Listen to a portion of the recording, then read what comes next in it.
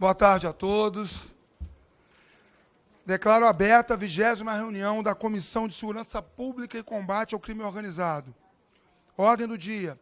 Esta audiência foi convocada para debater o PL 2712 de 2021, que altera a Lei 10.826, de 22 de dezembro de 2003, Estatuto do Desarmamento, para dispor sobre o porte de arma dos empregados das empresas de segurança privada e de transporte de valor.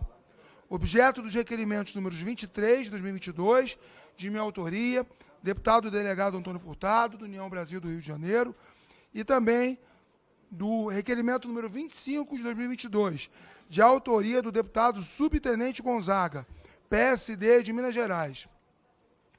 Esclarecimentos. O convidado disporá de até 10 minutos para exposição, vedados os apartes. Os deputados interessados em interpelar o convidado deverão inscrever-se previamente junto à secretaria. Cada interpelante deverá fazer sua formulação em, no máximo, 3 minutos, tendo o convidado igual tempo para responder. Serão permitidas a réplica e a tréplica, pelo prazo de 3 minutos, improrrogáveis.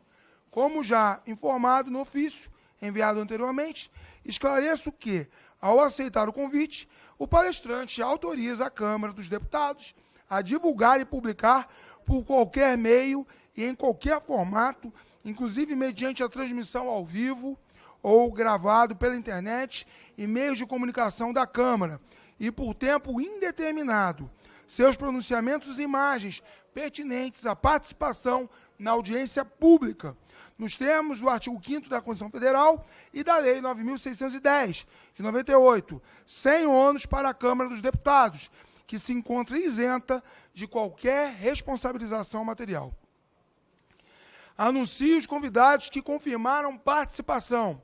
Primeiro, representando o Ministério da Justiça e Segurança Pública e o Sistema Nacional de Armas da Polícia Federal, SINARME, o delegado de Polícia Federal, Dr. Rodrigo de Lucas Jardim, coordenador-geral de controle de serviços e produtos da Polícia Federal. Também estarão participando pela plataforma Zoom os delegados de Polícia Federal, doutora Ana Cláudia Diniz Silva e Dr. Carlos Henrique Maia Barbosa. Segundo, Giovanni Rodrigues da Silva, presidente da Associação Nacional Vigilantes com Orgulho. Terceiro, Marcos Vinícius Gomes Avelino, diretor da Federação Nacional dos Policiais Federais, FENAPEF. Seja muito bem-vindo, doutor Marcos. E quarto convidado, doutor Rodolfo Queiroz Laterza, presidente da Associação dos Delegados de Polícia do Brasil, ADEPOL do Brasil.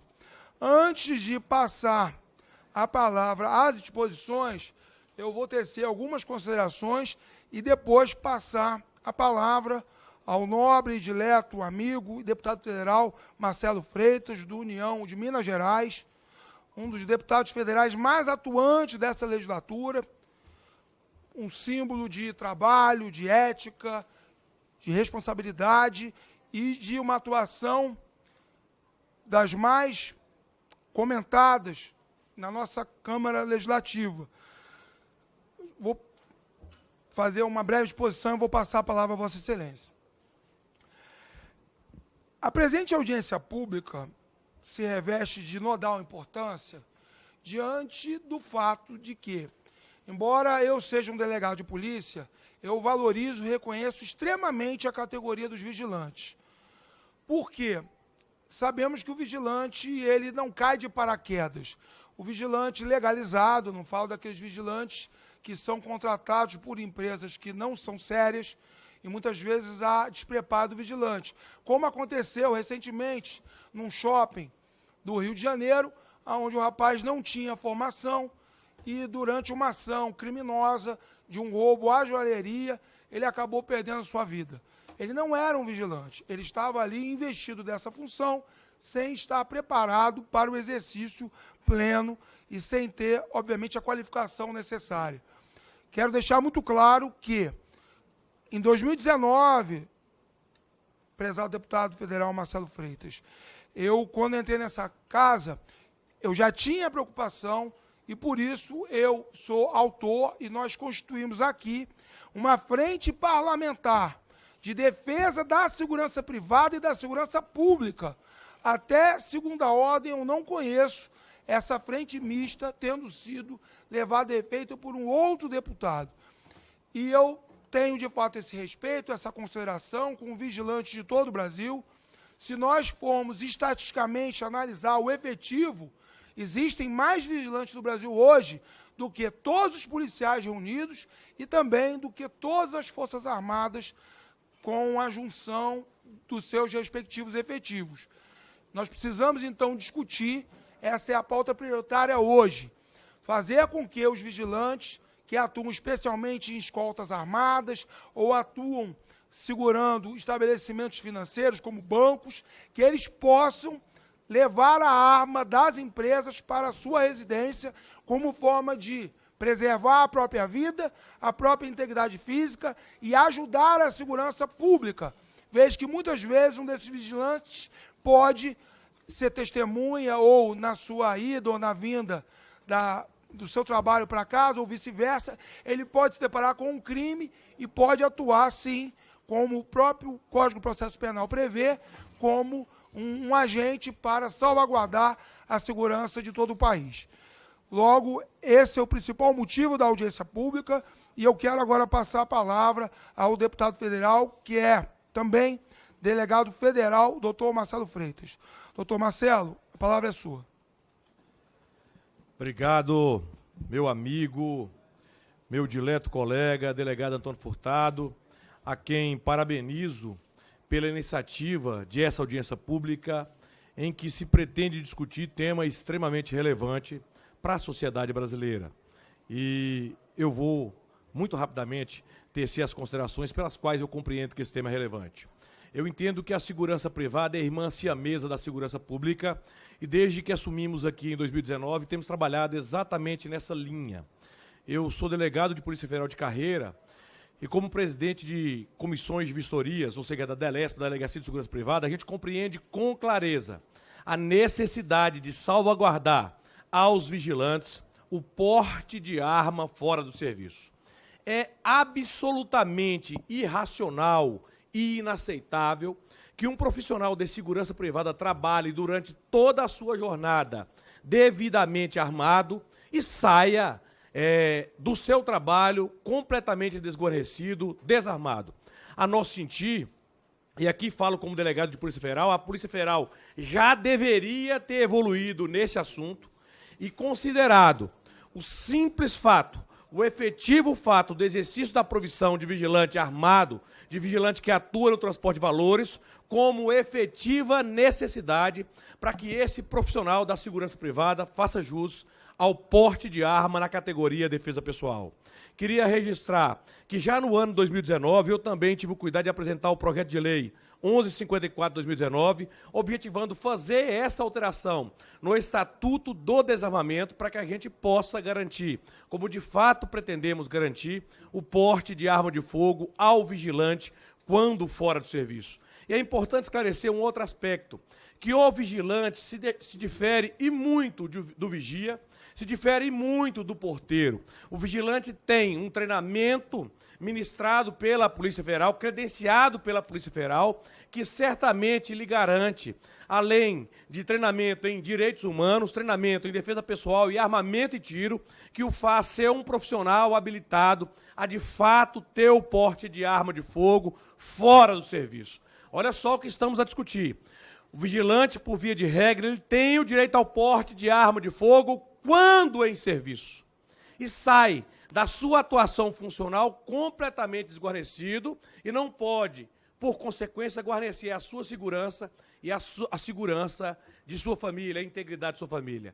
Temos observado de norte a sul do país vários casos em que os vigilantes, profissionais da segurança privada, formados mediante curso de formação autorizado pela Polícia Federal, em que se predispõe a um enfrentamento na defesa do patrimônio e da segurança de terceiros. Presidente, só 30 segundos para concluir, por favor.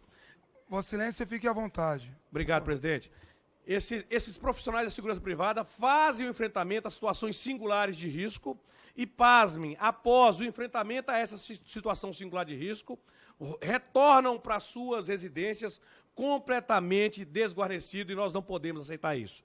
É nesse sentido, presidente, que eu também somo esforço à frente parlamentar, da qual Vossa Excelência é presidente, no sentido de que a gente possa fortalecer não somente a segurança pública, mas também a segurança privada, e permitindo, com essa iniciativa, a inclusão na ordem do dia do PL 3722, já do longínquo ano 2012, com os seus apensos, inclusive o meu projeto, o seu projeto, para que a gente possa garantir a pauta em plenário e, por consequência, o sagrado direito do porte de arma de fogo do profissional da segurança privada, aqui me referindo claramente ao vigilante, que tem feito, em sua imensa maioria, um trabalho excepcional a garantir a segurança do patrimônio e a segurança de pessoas físicas que normalmente estão naqueles estabelecimentos guarnecidos por segurança privada. Parabenizo aqui a sua iniciativa, parabenizo aqui o Giovanni, com quem tive a oportunidade de conversar anteriormente, que tem sido um aguerrido lutador em defesa do porte de armas dos vigilantes. Parabenizo aqui o Marcos Vinícius, representando a Federação Nacional dos Policiais Federais, e parabenizo, acima de tudo, presidente, Vossa Excelência, pelo brilhante trabalho que tem feito essa casa. Somos parceiros, somos amigos e estamos juntos nessa luta. Obrigado, conte sempre comigo. Eu quero primeiro dizer que eu me alio completamente a tudo que Vossa Excelência expôs. O caso realmente se reveste de grande importância e de gravidade. Por quê? Porque muitas vezes, deputado Marcelo Freitas, esse vigilante, ele realiza prisões no decorrer da sua atividade. E depois, esses presos são liberados até por aquela famigerada audiência de custódia. Porque nós estamos vendo atrocidades acontecendo por aí. É a chamada inversão de valores. Transforma-se o herói em vilão e transforma-se o vilão em herói. Quando a gente percebe, essa escória está na rua e aquele vigilante, muitas vezes, corre risco de vida, de sofrer uma vingança, uma retaliação, e aquela arma que ele usou durante o trabalho, ele não tem acesso no final de semana, onde ele está com a sua família, ou durante a semana, quando, já falei, ele está na ida ou na vinda do trabalho. Nós precisamos nos insurgir contra isso. Nós precisamos proteger aqueles que protegem. Concordo, segurança pública e segurança privada são irmãs. Uma complementa o trabalho da outra. E me foi indagado sobre isso. Por que que os vigilantes merecem ter esse direito? Por um motivo simples. A segurança pública ela não é garantidora universal. Por mais que os policiais queiram fazer o trabalho, é impossível você ter um policial em cada esquina, um policial em cada rua. O patrulhamento jamais vai conseguir englobar todos os pontos. É por isso que os vigilantes são tão importantes, porque eles não são curiosos, eles são preparados, eles têm toda a formação necessária para bem exercer esse trabalho. E eu vou além. A gente está aqui discutindo a questão do armamento, eu já vou passar a palavra aos nossos palestrantes, mas, um abraço, amigo, boa reunião, deputado Marcelo Freitas. O que a gente precisa deixar claro também é que existem outras pautas a serem defendidas. E aí eu falo da questão da devida compensação financeira dos vigilantes, eu falo que os cursos deveriam ser pagos pelas empresas contratantes, sabemos que os cursos de reciclagem são muito frequentes, e eu também entendo que deveria haver obrigatoriamente seguro de vida, ou seguro de risco de acidentes pessoais, diante de todos os vigilantes, pelo óbvio risco que eles hoje enfrentam nesse trabalho. E as empresas deveriam arcar com esse custo também. Então, há muito que ser feito, mas eu quero deixar claro que nós já começamos. E essa audiência pública é uma prova inequívoca disso. Feitas essas considerações, eu vou, então, deixar mais uma vez claro que cada um dos nossos palestrantes tem 10 minutos. A gente pode, obviamente, prorrogar um pouco para a conclusão dos esclarecimentos. Então, o primeiro dos nossos convidados é o representante do Ministério da Justiça e Segurança Pública e também do SINARB, da Polícia Federal, o delegado de Polícia Federal, doutor Rodrigo de Lucas Jardim. Doutor Rodrigo, seja muito bem-vindo. Eu saúdo em nome da Comissão de Segurança Pública e Combate ao Crime Organizado. Vossa Excelência tem 10 minutos para suas considerações. Boa tarde. Conseguem me ouvir bem? Muito bem, amigo, perfeitamente.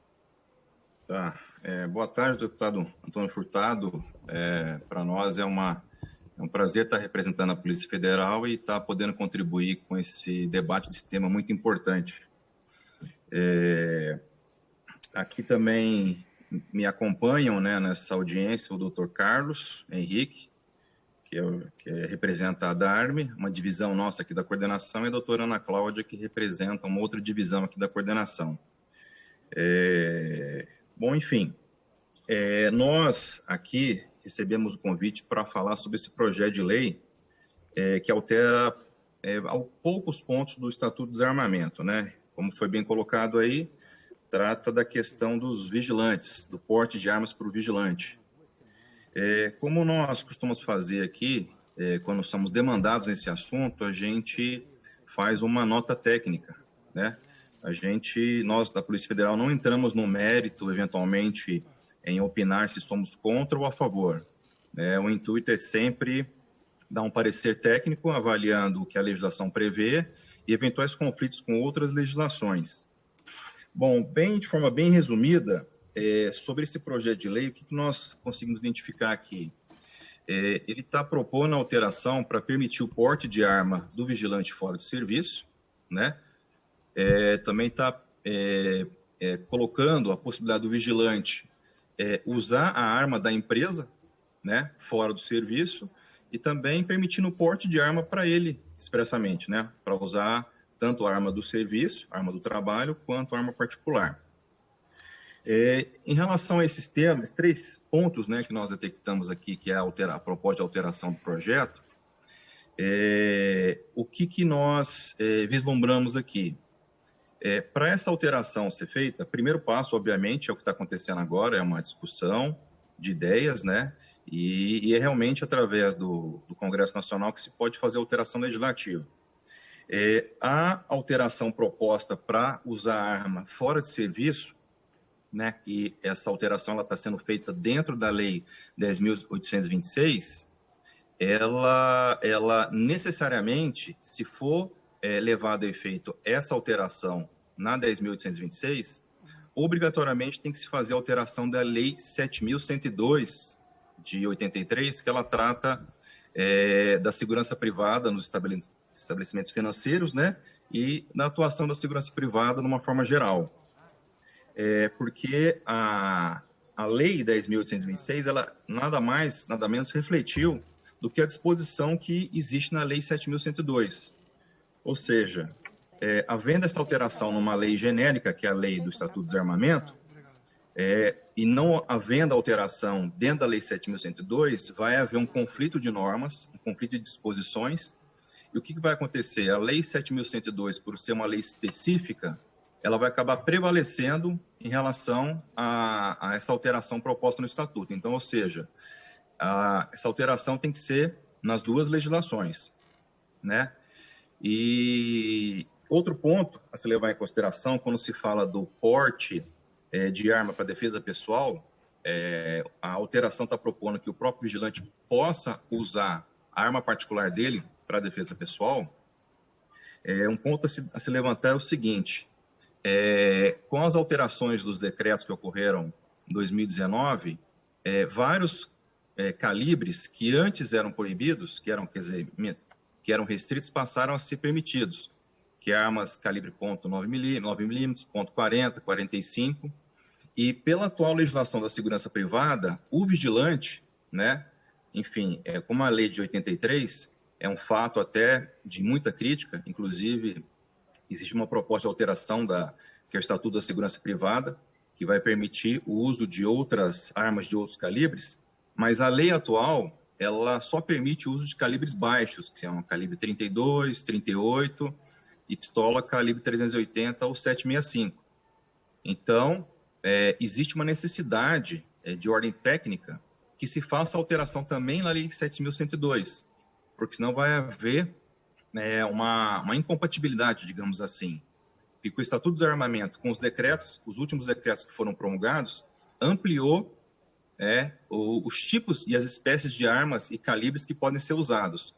Então, assim, o vigilante, fazendo uma dando um exemplo hipotético aqui, o vigilante, ele no trabalho dele está aí usando uma arma de calibre 38 ou 380, e quando saísse, ele não poderia estar usando uma arma de calibre maior, né, apesar dele, como cidadão, ser autorizado a comprar uma arma de calibre maior para uso pessoal, né? Então, assim, são esses apontamentos de ordem técnica que nós da Polícia Federal queremos deixar destacado, né? Ressaltando que a alteração legislativa da Lei 10.826 é uma alteração que, como falei no começo, depende de um interesse do legislador, né? E, obviamente, a gente tem que sempre conciliar com os normativos que regem outros assuntos, que, no caso do vigilante, existe a Lei 7.102. Então, assim, em breves palavras, de forma assim, mais sintética, esse é o ponto que nós queremos colocar e estamos à disposição para eventuais esclarecimentos ou alguma dúvida que perdurar. Muito obrigado, doutor Rodrigo de Luca Jardim. Havia ainda 3 minutos e 50 que Vossa Excelência não utilizou. Eu pergunto se a doutora Ana Cláudia e doutor Carlos Henrique gostariam de tecer algumas considerações, contribuindo para o debate do tema. Aqui, delegada Ana Cláudia, da ADCOF, Segurança Privada da Polícia Federal. Ratifico todas as palavras do doutor De Luca. Não tenho mais nada a acrescentar. Perfeito. Muito obrigado, doutora Ana Cláudia. Bom, agradeço a participação, os apontamentos aqui foram feitos.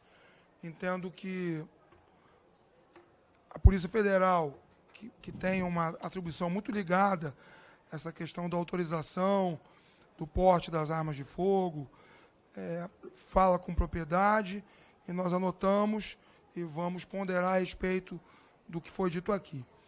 Eu agora, então, passo a palavra ao doutor Giovanni Rodrigues da Silva, presidente da Associação Nacional Vigilantes com Orgulho.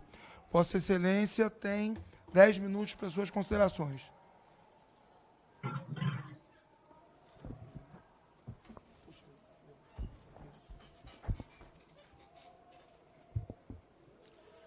Boa tarde a todos. Queria agradecer a oportunidade de cumprimentar o presidente da comissão, deputado Aloysio Mendes, também ao presidente dessa reunião, deputado Antônio Furtado.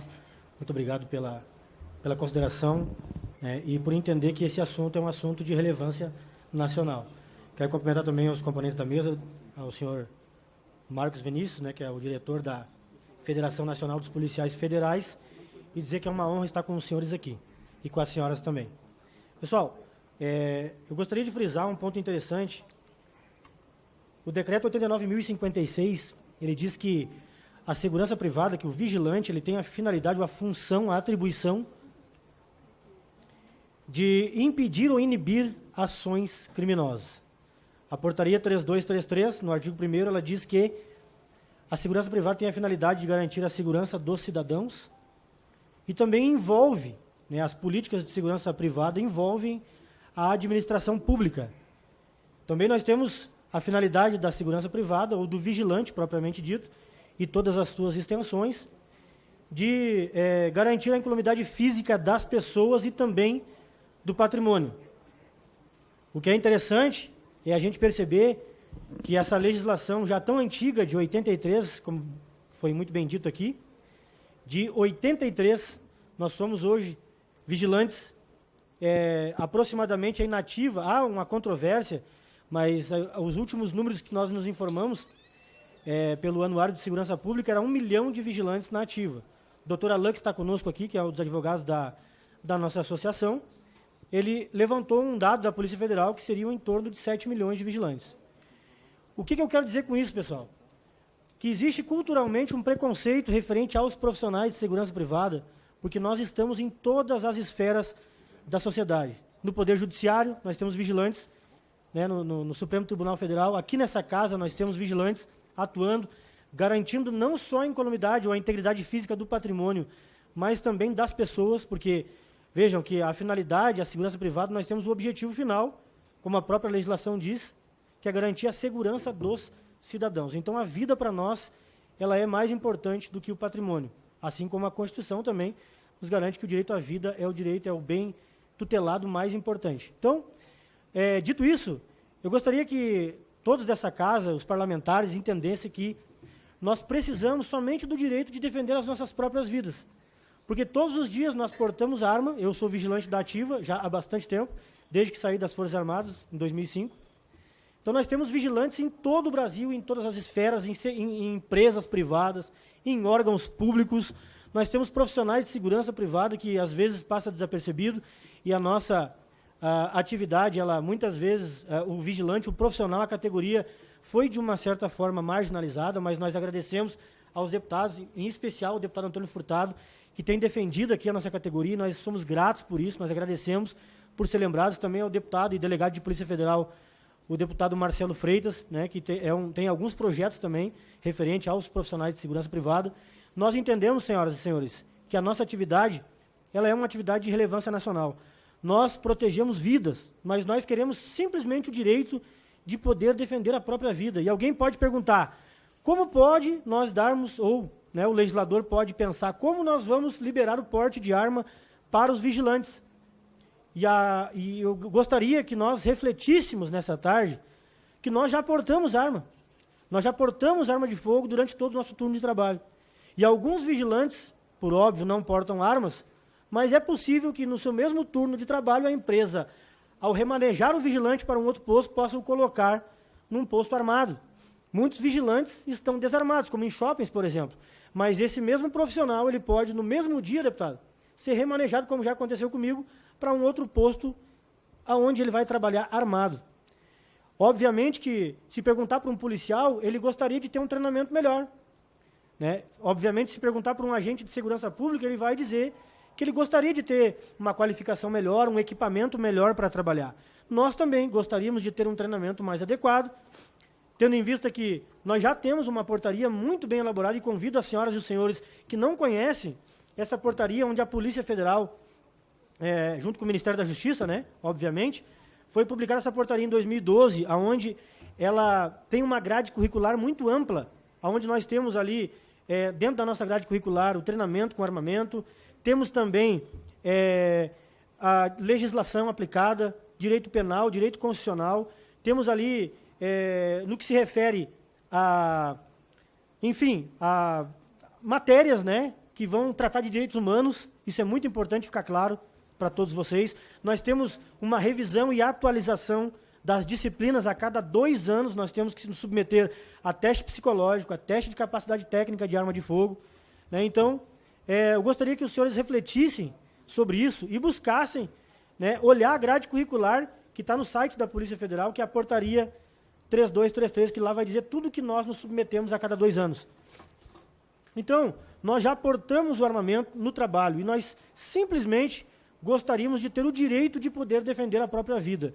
Eu acho que isso é relevante, eu acho que isso é algo justo, até posso dizer para vocês aqui que é um princípio de justiça, é um princípio da equidade, nós deveríamos aplicar para os profissionais de segurança privada.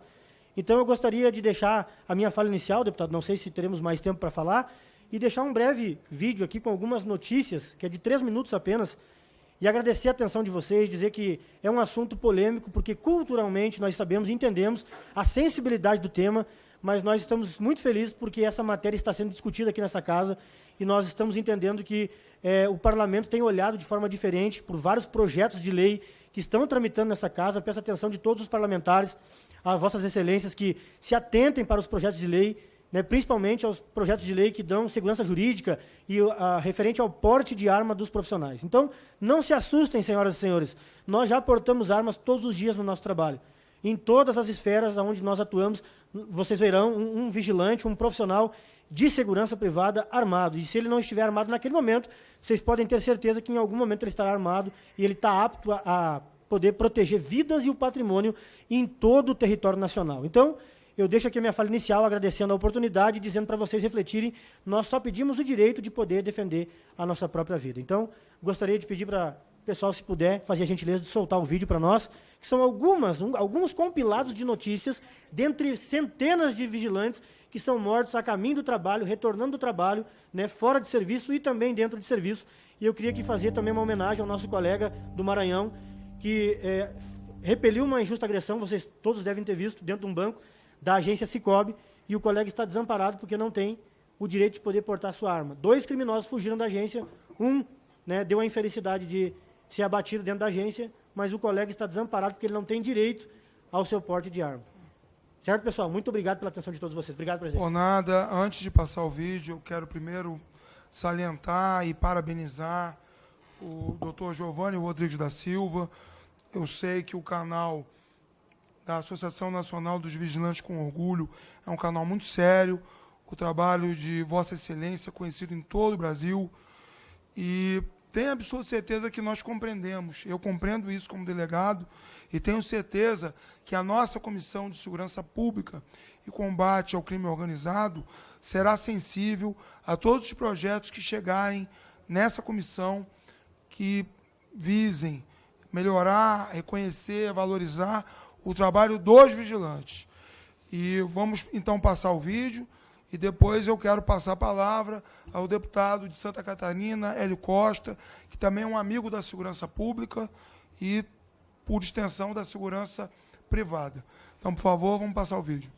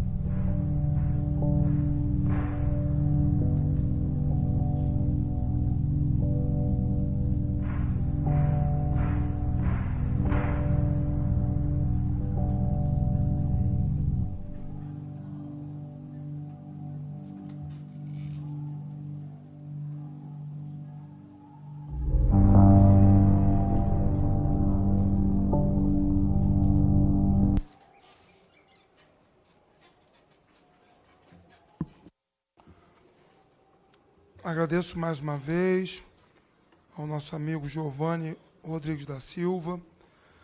O vídeo deixa muito claro como é perigosa a profissão de vigilante, não apenas aqueles que se dedicam à proteção de estabelecimentos bancários, mas uma escolta de um ônibus de turismo, muitas vezes tira a vida do profissional, também de mercadorias que são vendidas em supermercado. Então, é uma dura realidade que precisa ser enfrentada com inteligência e, obviamente, uma legislação que proteja mais esse profissional. Eu passo agora a palavra ao Dr. Marcos Vinícius Gomes Avelino, diretor da Federação Nacional dos Policiais Federais, FENAPEF. Vossa Excelência tem 10 minutos para suas considerações.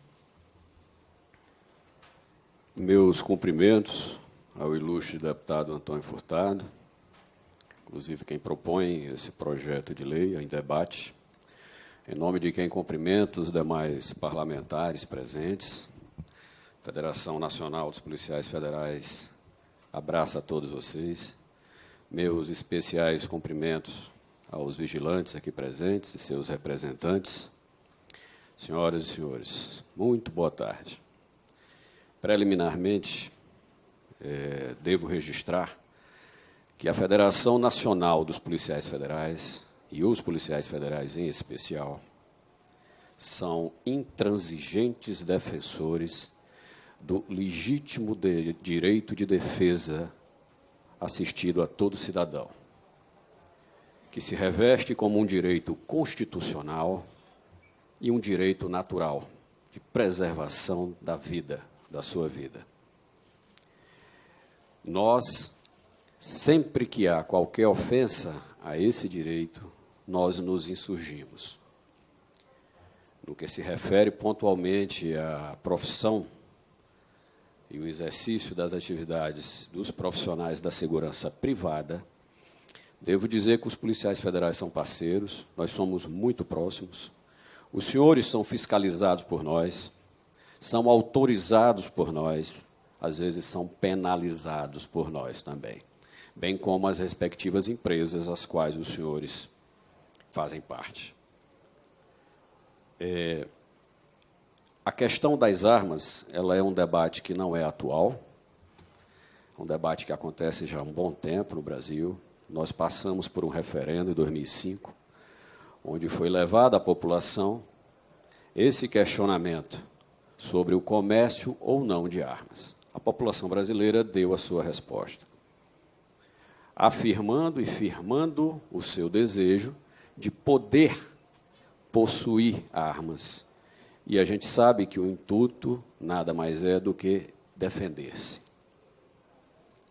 Nesse afã de defender-se, a gente não pode descuidar, e aí é onde a gente faz alguns alertas aqui aos senhores, de forma muito franca, muito tranquila, de que problemas de violência são problemas de segurança pública, problemas de violência descontrolada, onde todos, inclusive nós, profissionais de segurança pública, sofremos.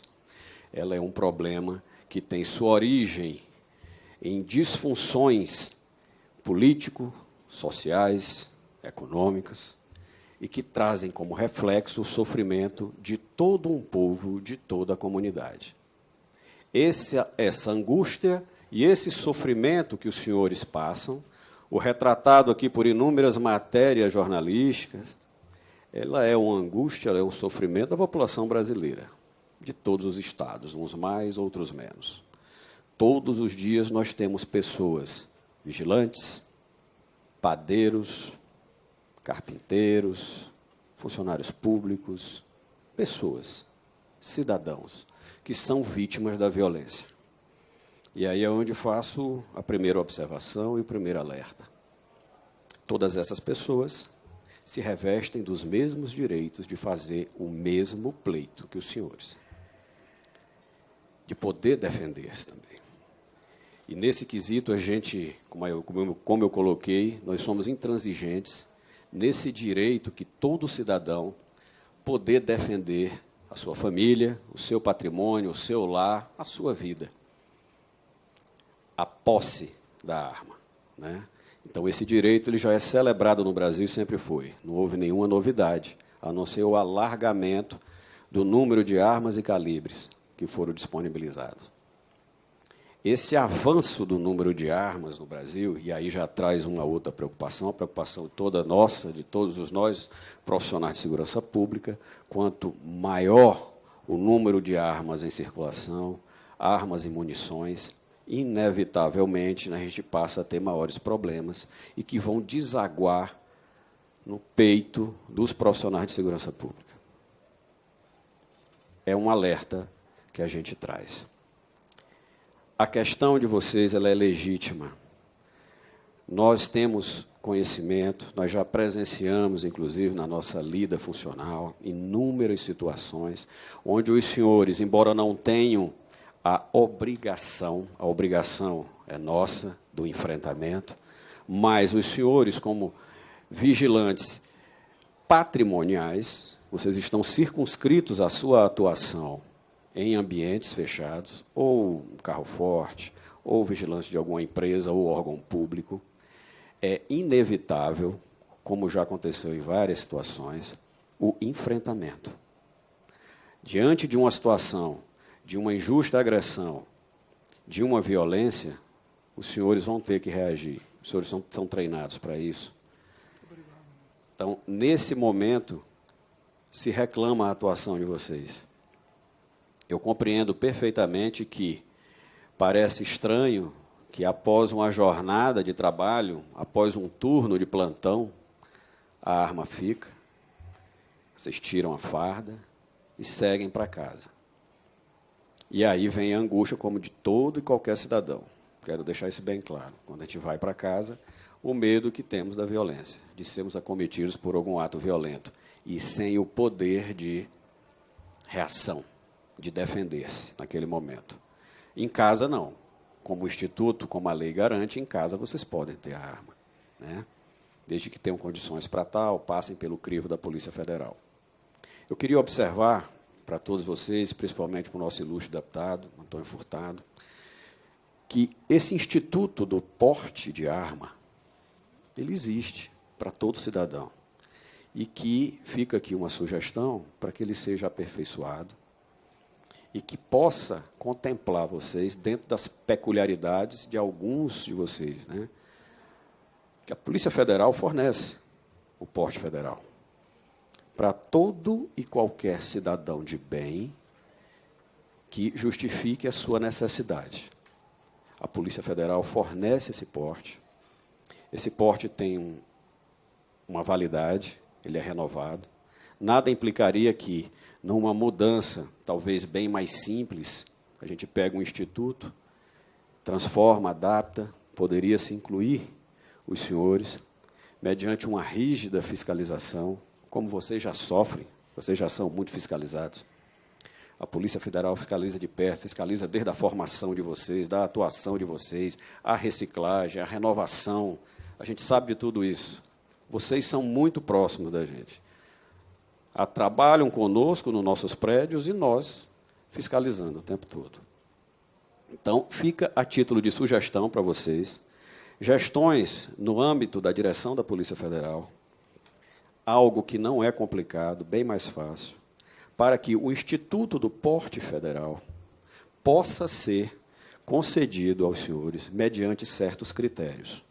Por que eu defendo, eu tenho falado desde o início, critério, né, controle, porque a gente precisa ter controle, a gente precisa ter critério. Hoje nós temos um número de armas no Brasil circulando e nas mãos e nas residências de particulares muito superior ao que está nas mãos das forças de segurança pública e das forças militares. Era para ser o contrário, mas essa é uma realidade. Que implicação isso pode ter? Nós vamos saber daqui a algum tempo. Mas a segurança pública já tem sido demandada. Já estão ocorrendo problemas. E aí, eu preciso defender os meus, os nossos, todos os nossos policiais federais e todos os policiais e o nosso deputado, que está deputado e que é policial também, né? Esses problemas dessas armas, grande quantidade de armas e munições que circulam, trazendo uma teoria chamada teoria do caos, para quem conhece, algo que acontece aqui, aparentemente sem importância, insignificante, pode resultar num evento catastrófico lá na frente. Isso que precisamos evitar. Segurança pública eficiente não é só aquela que enfrenta, é aquela que evita, que previne. Fechando, minha fala já está sendo concluída. Eu concedo a Vossa Excelência mais 3 minutos. Muito grato. A Federação Nacional dos Policiais Federais, portanto, os policiais federais que nós representamos, com muito orgulho, se coloca em apoio aos senhores, ao pleito, solicitando apenas esse critério de controle e deixando aqui essa sugestão importante, porque esse instituto já existe. Ele está à disposição de cada um de vocês. Qualquer um dos senhores pode pleitear, mediante uma justificativa. E aí, como o critério não é objetivo, deputado, e aí é onde o parlamento vai ter que entrar, para aperfeiçoar, tá? E que esse direito sendo celebrado, sendo deferido, sendo construído na Casa do Povo, que é esta aqui, através desse trabalho de vocês e com o apoio dos parlamentares e o nosso, que seja um direito de um uso coerente e responsável. Nós não precisamos de mais problemas do que o que já temos. E aí a gente conta com os senhores para isso. Fico grato pela atenção. Meu muito obrigado à Federação Nacional dos Policiais Federais. Abraço a todos. Eu agradeço ao Dr. Marcos Vinícius Gomes Avelino a sua participação nessa nossa audiência pública.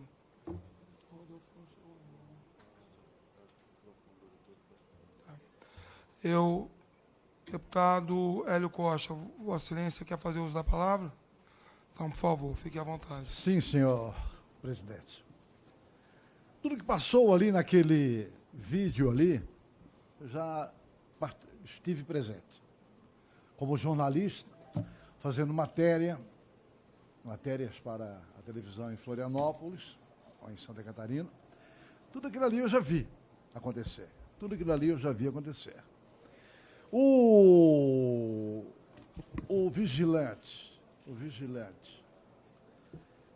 ter direito a porte de arma, como disse o presidente da Associação dos Policiais Federais, é só pedir. Justificar porque é só pedir à Polícia Federal, certo? A Polícia Federal que vai expedir, como expede para qualquer cidadão. Me permita apenas uma parte que ele também salientou na fala dele. Trata-se de um ato discricionário, ou seja, a autoridade de Polícia Federal vai aferir se entende ou não entende que aquele vigilante tem a necessidade da arma. Se ele entender que não tem, acabou. Mas e é por isso que ele mesmo previu aqui cidadão, uma alteração na legislação para que isso se torne um ato vinculado. Certo, mas como outro cidadão, é a mesma situação do guarda. Sim, a mesma situação. A mesma situação. Mas a necessidade do vigilante é muito mais clara. Eu tenho que, ao pedir o porte de arma, Hélio Costa, eu tenho que dizer por que eu quero. E se eu vou fazer exame, ver se estou apto para portar uma arma, certo? Para portar ou ter o registro da arma para ficar em casa, certo? Eu acho que o vigilante poderia ter o seu porte de arma. Acho. Pois ele é treinado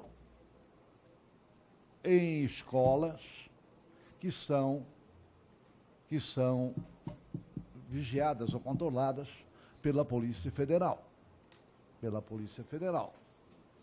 Lá nessa escola, eles formam a mão de obra armada e a mão de obra não armada, certo? Nessa escola, formadora de policiais, poderia estar a situação do policial fora de serviço, certo? Hoje, as instituições bancárias mudaram o seu sistema de segurança. Hoje, ninguém vê mais os gerentes, que antigamente os gerentes eles instalavam a agência bancária em qualquer edificação. O gerente ficava como se estivesse na vitrine. Com o aumento da criminalidade, de assaltos a banco, mudaram tudo. Esconderam os gerentes, esconderam todo mundo. O guarda de banco, vigilante bancário, ele já é rendido antes de chegar no serviço em determinadas ações. Antes de chegar no serviço, ele já é rendido. Levam para dentro da agência, abrem a agência, já tem gente lá dentro, e ele não pode fazer nada, porque ele está desarmado, ou a arma ficou lá dentro, ou a arma ficou lá dentro da agência. Já aconteceram vários casos do Banco do Brasil, de pegar a família de gerente, de pegar o vigilante antes que ele chegue na agência. Já houve vários casos. Agora, eu acho que, como falou o presidente da Federação dos Policiais Federais, é que a Polícia Federal poderia dar o porte ao policial. Mas, pelo que ele disse, depois de vítima, o vigilante pode recorrer, pode pedir. Faz um BO, que foi vítima, se ele sobreviver à situação, e faz um BO e mostra a sua necessidade, que ele foi atacado, como todo cidadão comum, certo? Mas principalmente o vigilante. Então, acompanha tudo daquilo ali, tudo. Quando os bancos abriam agência em qualquer prédio, qualquer loja que tinha, que estava para alugar, eu fiz um caso, uma matéria uma vez, no Banco do BESC, Banco do Estado de Santa Catarina, que não existe mais, no bairro de Capoeiras. Assalto no continente de Capoeiras. Aí daqui a pouco a PM entrava no rádio e dizia, olha, agência de Capoeiras. E a gente ia para lá. E era sempre o mesmo vigilante. Ele assim, Hélio, eu não aguento mais. Cada vez que os caras entram aqui, eles vão me dar uma coronhada na cabeça. E eu não posso reagir, porque ele não estava armado. Não estava armado. Eu vou pedir para trabalhar de capacete, porque eu não aguento mais. E eu vi a situação dele. Tinha várias cicatrizes na cabeça, e era sempre o mesmo. Nem a polícia militar se preparava para evitar o assalto, e a agência também não aumentou. Então, partindo disso, que a Polícia Federal é quem fiscaliza, quem fiscaliza as escolas e também as empresas de segurança, poderia estudar com mais profundidade e ceder o porte de arma para o policial fora de serviço, que ele é perseguido. É igual àquele que trabalha no centro na Polícia Penal. A Polícia Penal agora tem porte, antigamente não tinha. Está entendendo? Quando é agente prisional. Ok? Os que trabalham com adolescentes não têm porte de arma. Mas esses adolescentes têm amigo fora. E eles agora estão pedindo porte de armas. Os agentes educacionais estão pedindo porte de arma também. Não tem. Poderiam ter. Porque lá dentro eles não podem ter arma, mas fora o perigo corre, o perigo é alto. Então eu acho assim, de que o vigilante pode ter direito, depende da Polícia Federal, que faz a triagem, faz tudo para ver se o cidadão tem condição de ter. Aquele que tiver condição de ter, terá, no meu ponto de vista. Essa é a minha opinião, senhor presidente. E é com muito prazer que eu venho a essa audiência. Eu estava na CETASP, onde tinha bastante discussão, e por isso que eu me atrasei. É pena que tenha poucos parlamentares aqui. É pena. Muito obrigado. Por nada, meu preclaro colega e amigo, deputado Hélio Costa, de Santa Catarina. O que nós precisamos fazer, na minha análise, é buscar amparar esses profissionais vigilantes. Porque, muitas vezes, como delegado, eu percebi que o mundo era contra os policiais. Na hora da dificuldade, os polícia, você vai lá, arrisca a sua vida, ajuda o cidadão.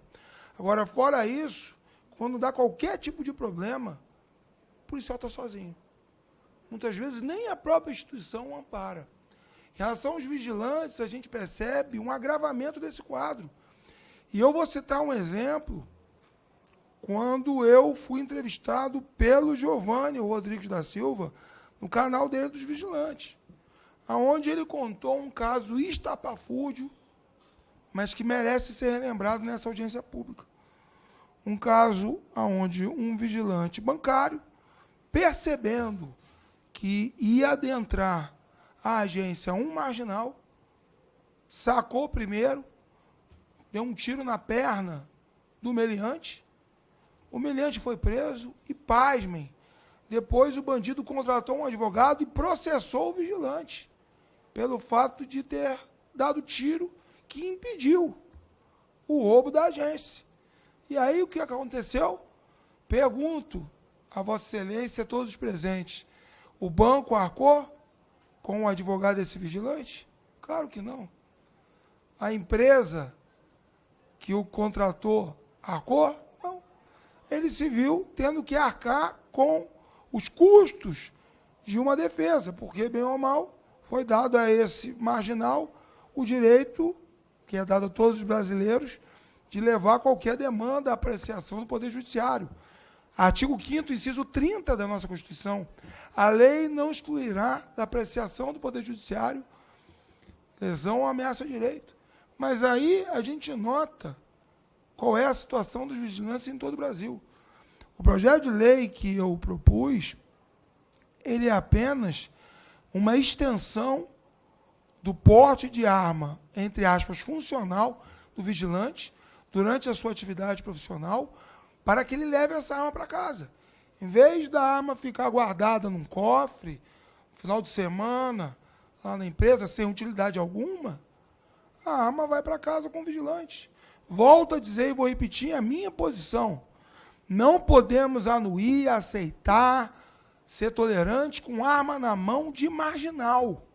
Agora, arma na mão de cidadão de bem, ainda mais aqueles que contribuem na segurança particular, é uma garantia para todos nós. Porque essa arma não vai ser mal utilizada. Essa é a regra. Exceções sempre vão existir, mas a gente tem que falar na regra. Hoje, os vigilantes estão desprotegidos, ganham um salário abaixo do que deveriam ganhar, não tem seguro de vida, é uma classe que está entregue à própria sorte. E nós precisamos reverter isso. Com a palavra, Vossa Excelência. Não, eu concordo plenamente. Se esse projeto de lei feito, encaminhado para a CETASP ou para o plenário, ou aqui na Comissão de Combate ao Crime Organizado, Segurança e Combate ao Crime Organizado, eu vou assinar. Eu vou aprovar. Eu vou ajudar a aprovar esse projeto de lei. Por isso, nós temos que agir rápido. Agir rápido. Se ele pode portar ali onde tem muitas pessoas, ele pode sair com a arma e ir para casa. Ir para casa. Ir para casa. Com certeza pode. Com certeza pode. Concordo plenamente com Vossa Excelência que apoiarei esse projeto de lei. Seria um dos primeiros. Dizem que uma andorinha só não faz verão. Já temos 13 andorinhas aí. Eu garanto que a Comissão de Segurança Pública, em sua grande maioria, vai apoiar. Mas tem muitos deputados a favor. Tem muitos deputados a favor, o senhor sabe disso. Sim. Tanto representantes da Polícia Civil, como representantes da Polícia Militar, que estão aqui na Câmara Também representantes Federal. das Forças Armadas, especialmente do nosso Exército, que serão fileiras conosco na luta contra a criminalidade. O próximo palestrante, infelizmente, por uma questão de tráfego aéreo, ele não se encontra presente. É meu grande amigo, delegado da Polícia Civil, Dr. Rodolfo Queiroz Laterza, que é presidente da Associação dos Delegados de Polícia do Brasil. Seguindo, então, aqui a nossa ordem, eu vou abrir a palavra para os nossos palestrantes, por 3 minutos para cada um, para as suas considerações finais. Se nesse meio tempo, Dr. Rodolfo Queiroz conseguir vencer o problema aéreo e adentrar a nossa comissão, eu vou ouvi-lo, porque sei do seu grande preparo técnico e que ele muito pode nos ajudar no que tange a esse nosso debate. Mas até lá, eu quero indagar, Benfica, Rodolfo Laterza chegou, me lembrou de um filme da minha infância, Caçadores da Arca Perdida, onde na última hora Harrison Ford pega o chapéu e fecha-se dentro da caverna. Tá. Nosso Indiana Jones.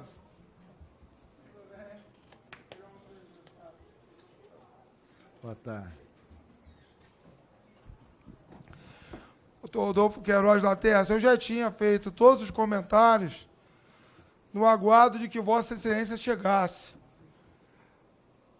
Isso aconteceu para a sorte nossa, porque sabemos do seu grande preparo técnico, sabemos também do seu compromisso em lutar por uma segurança pública e uma segurança privada de melhor qualidade, sempre com a valorização dos profissionais, que muitas vezes imolam a sua vida para a salvaguarda e defesa da sociedade.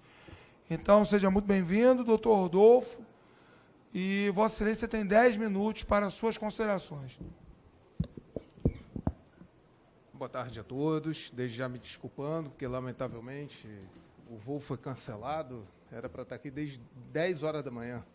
Infelizmente houve essa intercorrência, muito obrigado pela oportunidade, meu grande amigo, deputado delegado Antônio Furtado, cumprimento os parlamentares aqui presentes, cumprimento os demais expositores, palestrantes, todos presentes aqui na eminente Comissão de Segurança Pública, a qual nós, pela DEPOL do Brasil, já há anos, né, estamos sempre aqui. E parabéns pela iniciativa, meu estimado amigo, deputado delegado Antônio Furtado.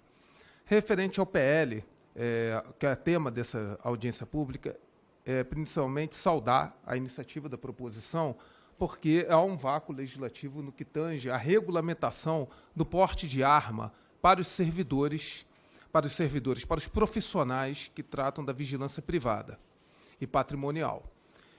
Fundamentalmente, esse vácuo legislativo não foi preenchido desde a edição da 10.826 de 2003, pelo primeiro decreto regulamentador, 5123 de 2004, e os decretos sucessivos que advieram, inclusive os de 2019, que foram 4. Ficou um problema. Como definir a condição de atividade profissional em exercício ou inerente ao profissional de vigilância para fins de porte de arma?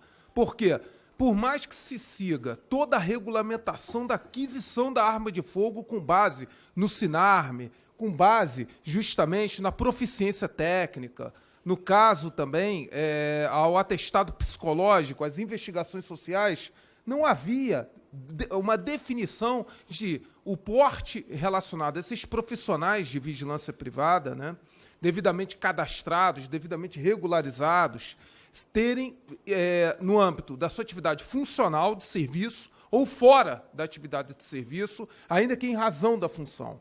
Porque, obviamente, há a questão do trânsito, do transporte dessas armas de fogo. O vigilante, ele não necessariamente ele vai ter apenas a posse e o registro inerente. Ele vai ter o traslado. E como se dá esse traslado? Como se dará o porte inerente a esse traslado? Qual a eficácia, o alcance territorial, o alcance temporal? Então, o projeto de lei vem a suprir essas necessidades. Então, nós louvamos. Algo que nós gostaríamos de sugerir e que conjuga com o projeto de lei do deputado delegado Marcelo, deputado delegado grande amigo do deputado Antônio Furtado, é fundamentalmente regulamentar a questão do vigilante ele portar arma de fogo em serviço, mas de que forma?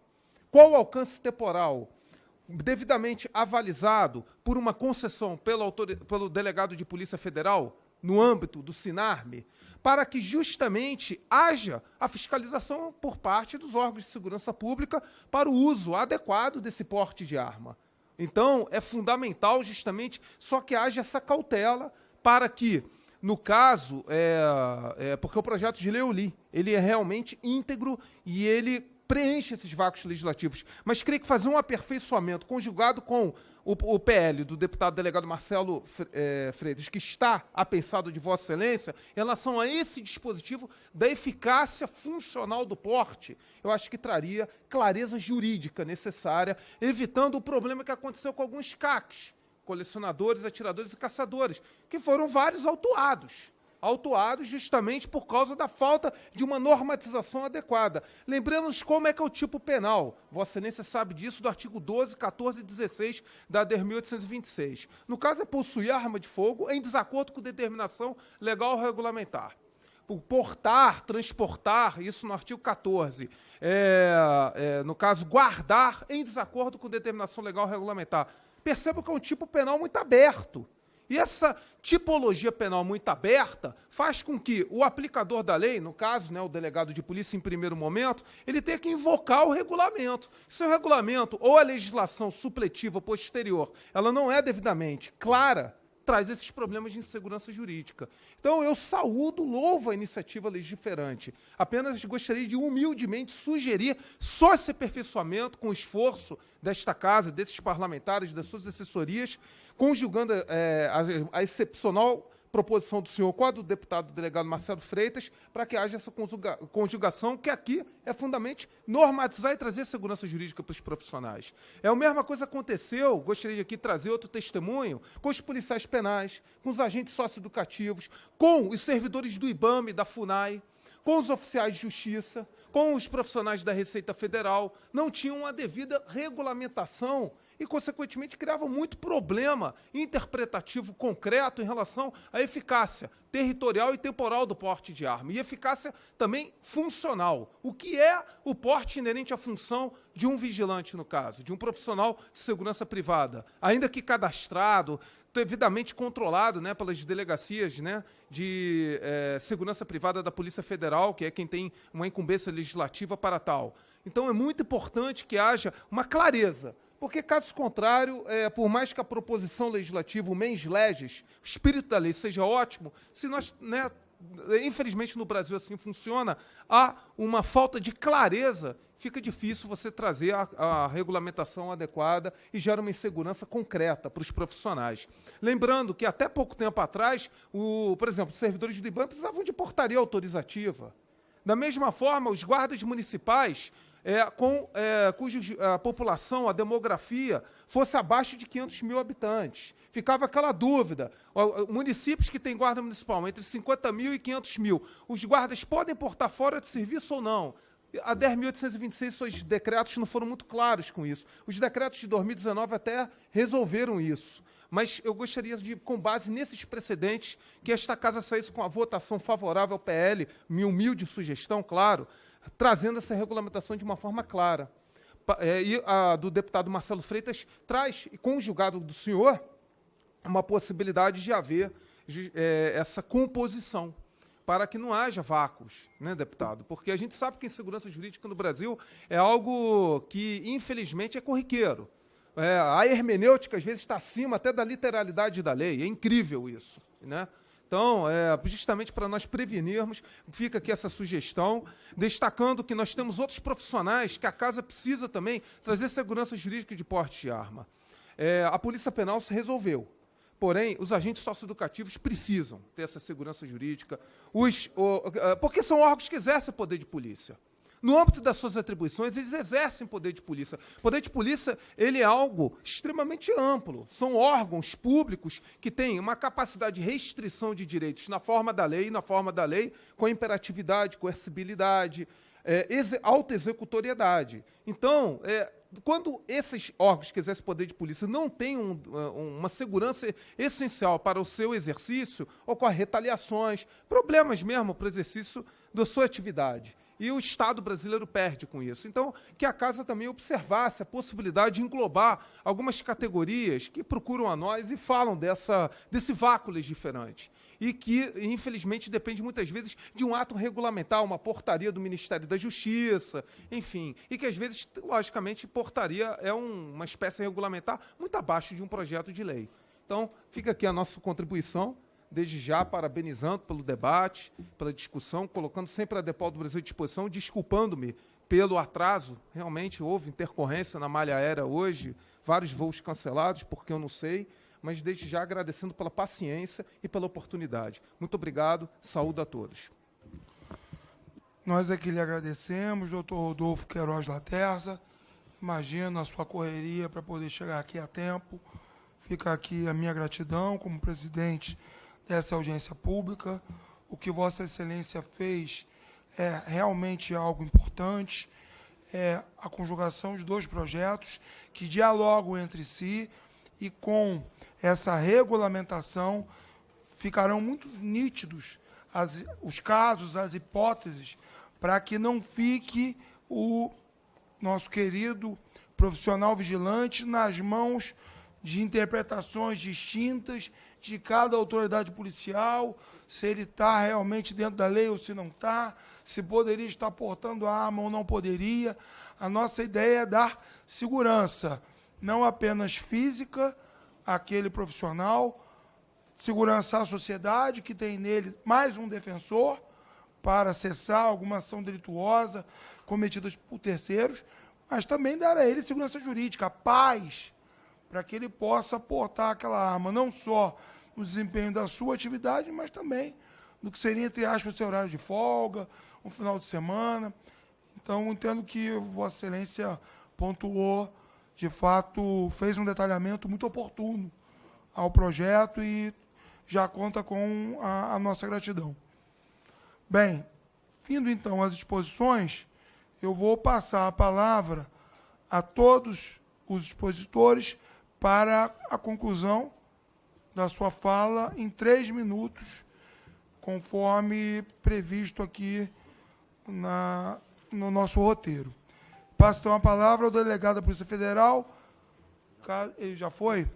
Então, o doutor Rodrigo de Lucas Jardim não está mais virtualmente entre nós. Passo a palavra, então, ao doutor Giovanni Rodrigues da Silva para seus 3 minutos finais. Obrigado, presidente. Pessoal, gostaria só de fazer 2 observações importantes, tá? Uma delas é referente aos números, né, da criminalidade no Brasil. Nós temos o doutor Fabrício Rebelo, que é uma grande autoridade, um jurista, e tem muita propriedade para falar do assunto sobre a questão do número de armas de fogo no Brasil e o índice, os marcadores de violência. Não vou nem dizer violência, mas de criminalidade, porque uma coisa a gente tem que distinguir da outra. Uma coisa é violência, outra coisa é a criminalidade. O Brasil não tem um problema de violência, o Brasil tem um problema de criminalidade. São 2 coisas distintas. Qualquer um dos senhores, das senhoras e dos senhores, se entrar no site das suas respectivas secretarias de segurança e olhar os marcadores de violência, vocês verão que de 2003 para cá, após o Estatuto do Desarmamento, nós temos um aumento exponencial do número de criminalidade no Brasil. O Dr. Fabrício Rebelo, que é dono do CEPEDS, é um centro de pesquisa, ele apontou que no ano de 2019 tivemos a maior queda de homicídios por habitante no Brasil desde 1999. Pasmem, senhoras e senhores. O menor número de homicídios por arma de fogo. Isso tem que ficar registrado aqui nessa casa. Então, o primeiro ponto é, mais armas não significa mais criminalidade. Segundo ponto que eu gostaria de deixar claro é que o doutor Marcos fez um apontamento muito interessante aqui, até nos convidou, referente a uma possibilidade de a Polícia Federal, de alguma forma, inovar ou ter a possibilidade de desenvolver uma capacidade de, normativamente, ali apresentar uma alternativa para o vigilante ter o seu porte de arma, nos termos da Lei 10.826, que hoje, no artigo 10, as pessoas podem requerer o seu porte de arma estando ou exercendo uma atividade de risco ou estando sob ameaça à integridade física. Eu tenho porte de arma funcional desde 2005 e tenho o meu porte federal desde 2019. E eu não me tornei um criminoso por isso. Muito pelo contrário, me tornei uma pessoa mais calma, mais tranquila, uma pessoa mais prudente, inclusive no trânsito. O senhor me permite, presidente, mais um minutinho? Claro. Só para concluir. Com Então, certeza. a Polícia Federal pode expedir o porte de arma, mas no meu caso, vou dar um exemplo para vocês, e de dezenas, centenas de outros colegas, tem dificuldade de conseguir o porte de arma. Eu, por exemplo, levei 7 meses, senhores, para conseguir alcançar o meu porte federal. Então, nós temos que inovar na legislação. Esse projeto de lei 2712, ele vai dar condições do vigilante ter segurança jurídica e ter um direito de poder portar sua arma. A única categoria, tá, o doutor Marcos falou algo importante, eu concordo que todo cidadão brasileiro está vulnerável à criminalidade, mas a única categoria que trabalha para defender a vida e o patrimônio, e a única categoria que tem a finalidade de impedir e inibir ações criminosas, como diz no decreto 89.056, no artigo 5º, a única categoria que tem a finalidade de impedir e inibir ações criminosas é o profissional de segurança privada. E bem, como disse o doutor, os agentes de segurança pública devem, e nós podemos, mas um homem de segurança ou uma mulher de segurança com uma arma, portando uma arma, com uma credencial, dada por um órgão federal, que é a Polícia Federal, que é um dos órgãos de maior credibilidade no Brasil, assim como as Forças Armadas, é justo que nós tenhamos um olhar diferente, principalmente por parte dos senhores de vossas excelências parlamentares e também por parte dos órgãos de segurança pública, no caso dos representantes da Polícia Federal, que se encontram aqui nessa mesa. Então, agradeço demais, deputado, e aos demais componentes da mesa, doutor Marcos, ao delegado Laterza, né, e também ao presidente da comissão, ao excelentíssimo senhor deputado Aloysio Mendes, muito obrigado pela oportunidade. Nós é que lhe agradecemos, prezado doutor Giovanni Rodrigues da Silva. Passo a palavra ao doutor Marcos Vinícius Gomes Avelino, 3 minutos para considerações finais de Vossa Excelência.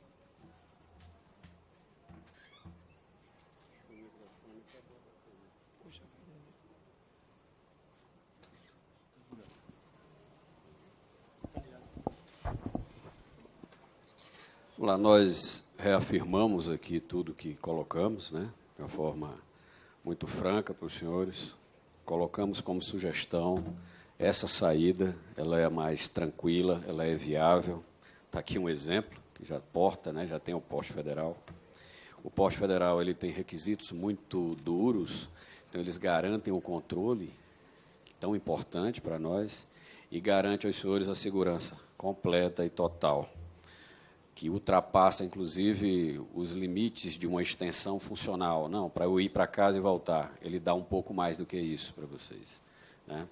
Mas eu queria aqui, deputado Furtado, deixar aqui uma menção, e aproveitando a boa vontade dessa comissão, o engajamento nesse reconhecimento para com os profissionais da segurança privada. Eu queria deixar, inclusive, um item que foi trazido pelo próprio deputado. Os senhores têm uma peculiaridade em relação aos demais trabalhadores da iniciativa privada. Os senhores trabalham com arma e trabalham com exposição da vida. Como eu falei, e reafirmo, nós, profissionais da segurança pública, somos obrigados e temos o dever de agir. Os senhores podem agir, mas, diante de uma situação de uma ameaça, de uma agressão, os senhores vão agir. Os senhores vão agir.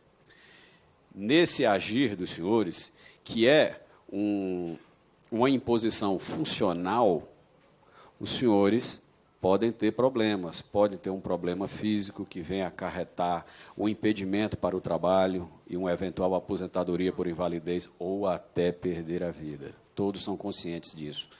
E eu acho perfeitamente viável que essa casa traga mais uma inovação, que é o seguro de vida. E um seguro de vida extensivo, inclusive, para uma possível incapacidade para o trabalho. Tenho certeza que isso não vai onerar as empresas. Tenho certeza que um pequeno valor, inclusive, e vocês colaborando com outro valor menor ainda, essa casa pode ser a casa de construção disso. Seria uma forma compensatória, uma medida de valorização de vocês. Repito, há uma peculiaridade com os senhores. Como eu bem disse, todo cidadão está sujeito às agruras da vida, à violência, à criminalidade, né?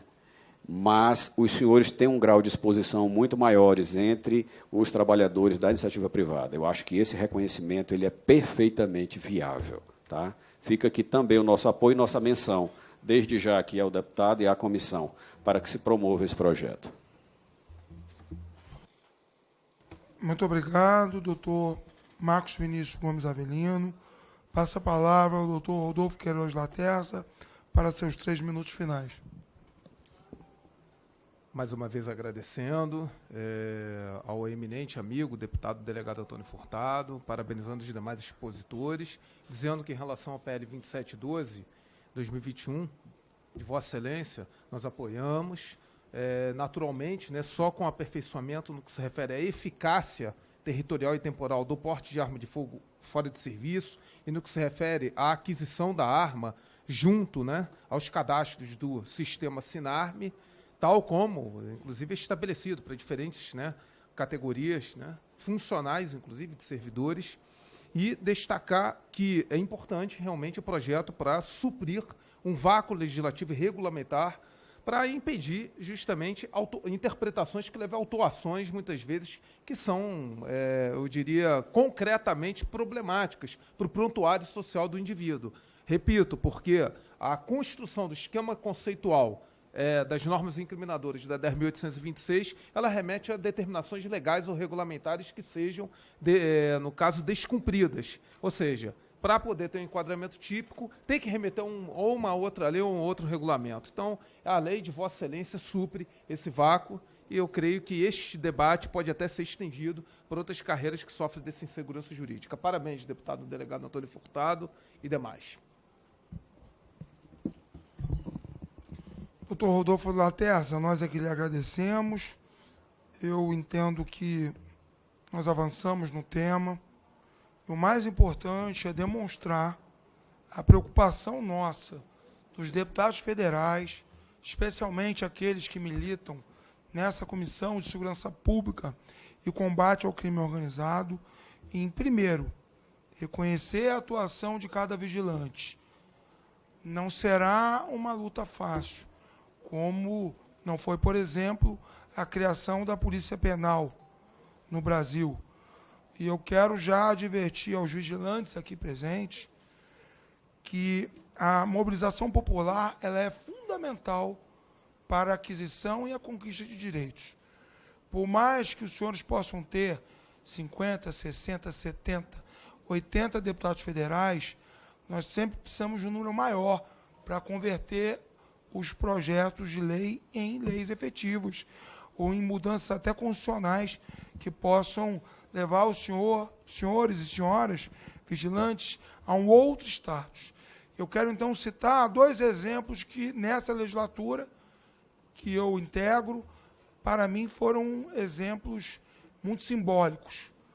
O exemplo dos antigos agentes prisionais, que se mobilizaram, vieram caravanas desses agentes de todo o Brasil, lotaram as galerias nessa casa, ficaram aqui na porta dos anexos, entraram nas comissões, fizeram o barulho saudável da democracia.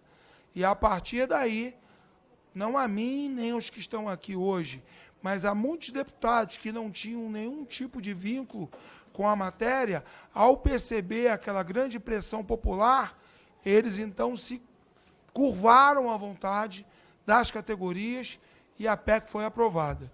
E hoje a Polícia Penal é uma realidade.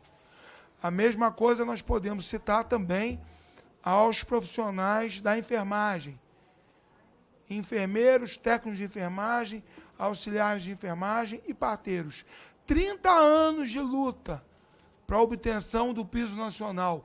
30 anos de luta. Quando eles se organizaram e os diversos coréns de todo o Brasil vieram nessa casa conversar com os parlamentares, bater de porta em porta em cada gabinete, eles conseguiram pautar um requerimento de urgência que tirou da vala comum das comissões e levou para o plenário, foi de minha autoria. Esse requerimento passou, mas passou pela mobilização popular. Giovanni Vigilante, nós temos regularmente aí mais de 1 milhão de vigilantes. Não é possível que nós não consigamos 3, 4, 5 mil vigilantes para virem a essa casa, virem ao Senado e deixarem claro que querem, sim, um novo status na ordem da segurança do Brasil. Então, isso é muito importante. Organizem-se, tenham canais, façam essa voz, essa audiência, por exemplo, chegar a outros vigilantes. Por quê? Porque nós estamos caminhando ao lado dos senhores, como o deputado Hélio Costa, como o deputado Marcelo Freitas, como eu, que sou autor desse requerimento, e como vários outros que não estão aqui, porque nós já estamos às portas de mais um processo eleitoral, o que gera, por uma questão óbvia, um esvaziamento da casa. Mas eu quero dizer o seguinte, nós já vencemos a inércia, não estamos parados, mas nós só vamos conseguir aprovar essa legislação e várias outras que os senhores precisam, se os senhores enxergarem a importância da mobilização, que pode ser tanto presencial, como pode ser também virtual. Por quê? Porque todos os parlamentares têm Facebook, têm Instagram, têm Twitter, têm sites, e se os senhores, no avançar do projeto de lei em cada comissão, se fizerem presente, descobrirem a relação, como eu tenho aqui em minhas mãos, dos membros de cada comissão, e 200, 300, 400 entrarem nas respectivas redes sociais, eu garanto aos senhores que os senhores vão ter muito mais chance, com esse engajamento, de conseguir chegar a esse status e a condição que os senhores merecem. Não lavem as mãos como Pôncio Pilatos. Trabalhem pelo sucesso da carreira dos senhores. Os senhores terão aqui deputados que os apoiam desde o primeiro momento. E virá aquele deputado de último momento, não interessa. O que importa é que a gente consiga aprovar não só esse projeto de lei, mas outros, que eu já me coloco à inteira disposição dos senhores, no sentido de ouvi-los, de colocar o meu gabinete, o gabinete 602 do anexo 4, como uma embaixada de proteção, de acolhimento de todos os vigilantes do Brasil. Venham trazendo os projetos. Temos aqui o doutor Rodolfo Latessa, que é um dos mais nobres delegados, que atua numa função de salvaguarda e proteção da segurança como um todo. Esse homem é praticamente um gênio.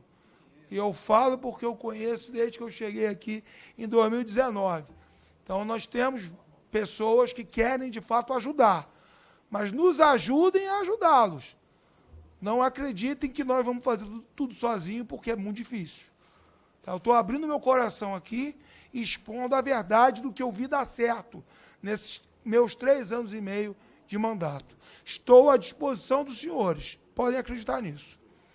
Então, para fechar, antes de encerrar, eu quero estabelecer um paralelo entre cada um dos vigilantes do Brasil e pessoas que são ditas empreendedoras. Porque todos sabemos como é difícil abrir uma empresa no Brasil. Como a burocracia, doutor Rodolfo, ela acaba fulminando os empreendedores e impedindo a geração de novos empregos, impedindo que Estado, município e União arrecadem mais tributos. E o que nós precisamos hoje, num pós-pandemia, é fazer com que a roda da economia gire. Porque o emprego, o problema econômico hoje, é o que mais aflige a nossa população. Nós temos um índice que é de cerca de 10% de desempregados. Já foi pior, mas houve uma melhora, mas ainda assim precisamos entender que o que dá dignidade aos pais de família, sejam eles qualquer profissão, é ter o seu emprego. É poder levar o pão para sua casa. E aí eu quero só estabelecer, para fechar, um paralelo entre a atividade empresarial e a atividade vigilante. Reid Hoffman, que é um dos cofundadores da rede social LinkedIn, definiu o que é empreender. Ele disse certa vez que empreender é a mesma coisa que se atirar de um precipício e construir o avião durante a queda. Não é muito diferente ser vigilante, não é muito diferente ser policial. Nós temos que gerar resultados quando muitas vezes nada nos ajuda nesse sentido. Seja a segurança pública, que muitas vezes é largada à própria sorte por governos estaduais que não provêm o mínimo. Eu já trabalhei no Rio de Janeiro com pneus careca. Como é que você vai encetar uma perseguição a um marginal que acabou de subtrair um carro, ele não vai subtrair um Fusca 76. Quando ele subtrai, seja com ou sem violência, ele vai pegar um carro de última geração. E muitas vezes a polícia fica em posição desfavorável. Muitas vezes os vigilantes, não é verdade, Giovanni, também atuam em condições profissionais precárias. E aí, a única coisa que temos a nosso favor é nosso entusiasmo, é nosso idealismo. E eu quero só dizer isso aos senhores. Perseverem e organizem-se, que é dessa forma que nós vamos resolver os graves problemas, até problemas históricos, que os senhores vivem desde muito tempo. Mas é só para dizer que nessa legislatura foram eleitos pessoas que amam a segurança e que estarão do lado dos senhores.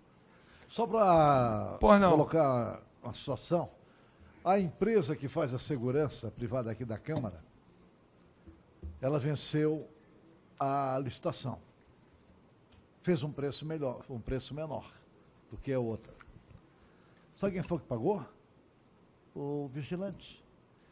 A empresa atual paga R$300 a menos do que a outra pagava.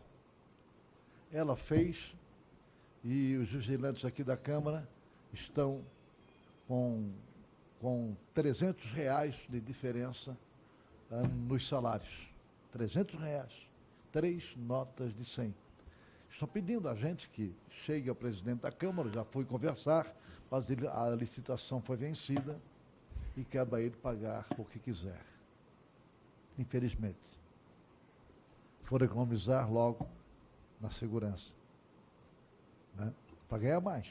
Fizeram um preço melhor, já pensando em botar nas costas do segurança. Ele começou a ordem do dia, nós temos que ir para lá, presidente. Bem, quero agradecer mais uma vez a presença de todos os nossos eméritos palestrantes, agradecer a todos os senhores que compareceram aqui, vigilância, eu estou vendo a bandeira do Brasil. Qual é seu estado, amigo? Pará. Bandeira do Pará, é isso. Pode ter certeza que faz uma grande diferença. O senhor está aqui com a bandeira do seu estado.